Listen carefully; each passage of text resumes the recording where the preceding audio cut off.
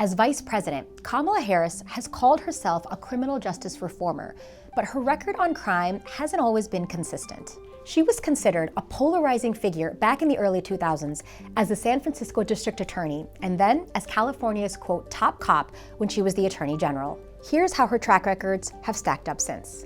As the San Francisco DA, Harris's office argued against a man who petitioned for his release after he was proven innocent of a crime. Her office claimed that he'd filed his petition after the legal deadline, according to Vox.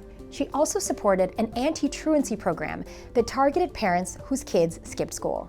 But Harris also pushed through several reforms, including a prison diversion program that allowed first-time drug offenders to get a job instead of incarceration. She also pushed back on the state's 3 strikes law, which triggered mandatory prison time for a 3rd felony. From there, she became California's Attorney General. While in that role, she started a first-of-its-kind racial bias training for police officers and mandated body cameras for state investigators.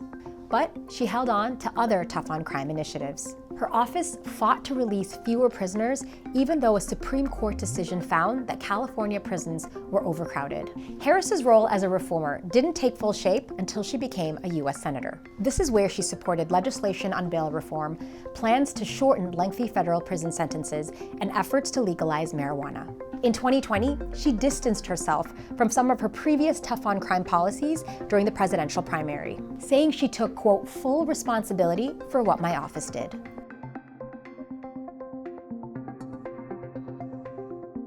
Hey, thank you for watching. Please go to newsnationnow.com, newsnationnow.com, and you can find NewsNation on your television provider. And don't forget to click the red subscribe button down below.